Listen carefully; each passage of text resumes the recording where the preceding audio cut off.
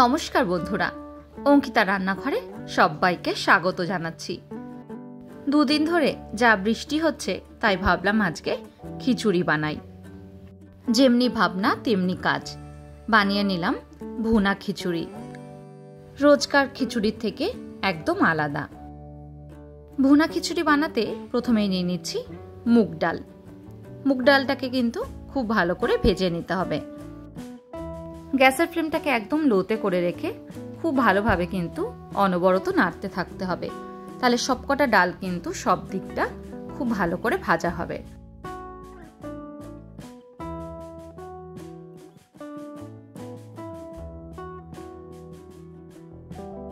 ডালটা ভাজতে ভাজতে যখন এই রকম রং বদলাতে শুরু করবে আর একটা সুন্দর গন্ধ বেরিয়ে আসবে ডালের, ঠিক তখনই কিন্তু ডালটাকে নামিয়ে নেব।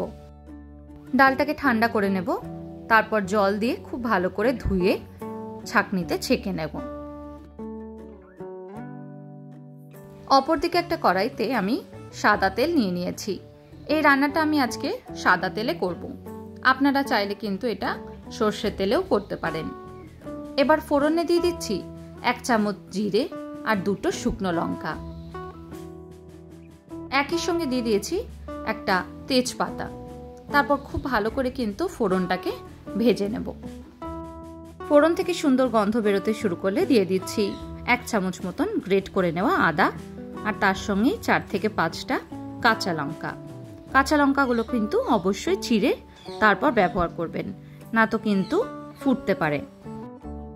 আদার কাঁচা গন্ধটা যাওয়া অবধি খুব ভালো করে কিন্তু আদাটাকে ভেজে নেব।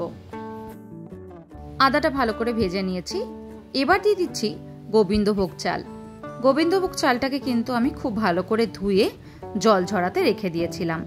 একদম ড্রাই করে নিতে হবে এই রান্নাটা করার আগে। বলে রাখি, এই রান্নায় কিন্তু চাল আর ডালের পরিমাণটা একদম এক হবে। যেই কাপের আন্দাজে আপনারা চালটা নেবেন, চেষ্টা করবেন সেই কাপের আন্দাজেই ডালটা নেওয়ার। গ্যাসের ফ্লেমটাকে মিডিয়ামে রেখে খুব ভালো করে চালটাকে কিন্তু ভেজে নিয়েছি। এবার দিয়ে দিচ্ছি আগের থেকে ভেজে রাখা জল ঝরিয়ে নেওয়া ডালটা। একইভাবে কিন্তু চাল আর ডালটাকে এবার খুব ভালো করে মিশিয়ে নেব। তারপর একদম ভালো করে ভাজা ভাজা করে নেব। যত ভালো করে এই ভাজাটা করা হবে ততটাই কিন্তু ভুনা খিচুড়িটা একদম ঝরঝরে হবে। চাল আর ডালটা ভালো করে ভেজে নিয়েছি। এবার দিয়ে দিচ্ছি 1 চামচ পরিমাণে হলুদ আর 1 চামচ লঙ্কার গুঁড়ো, তারই সঙ্গে পরিমাণ মতন নুন আর 1 চামচ জিরে।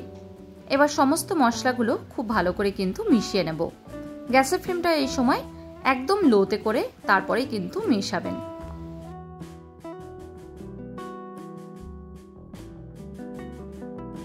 পাঁচ থেকে 7 মিনিটের জন্য খুব ভালোভাবে কিন্তু মশলাগুলো মিশিয়ে নেব।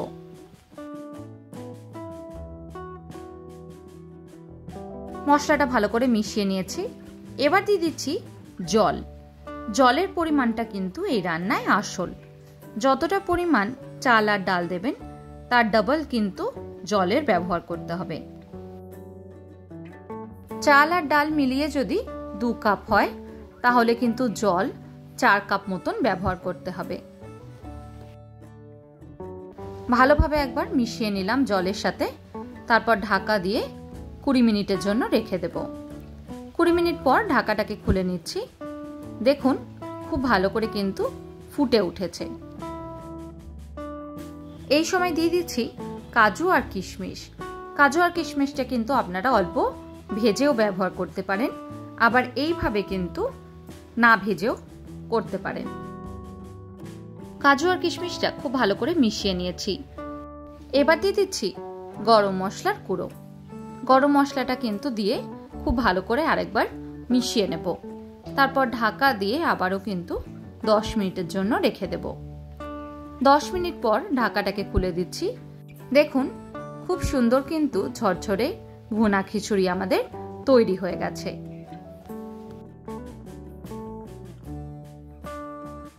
যদি মনে হয় অল্প জল আছে তাহলে ঠান্ডা হতে দিতে হবে। ঠান্ডা হলেই কিন্তু একদম ঝরঝরে হয়ে যাবে। একঘেয়ে খিচুড়ির থেকে কিন্তু একদম আলাদা একটা রেসিপি। বাড়িতে এইভাবে একবার বানিয়ে দেখবেন, খেতে অসাধারণ হয়। এবার ওপর দিয়ে ছড়িয়ে দিচ্ছি বেশ কিছুটা ধনেপাতা। ধনেপাতা কিন্তু একদম অপশনাল, আপনাদের যদি বাড়িতে না থাকে না দিলেও কিন্তু কোনো অসুবিধা নেই। আজকের মতন এইটুকুই, আবার দেখা হবে অন্য কোনো দিন অন্য কোনো রেসিপি নিয়ে। ধন্যবাদ।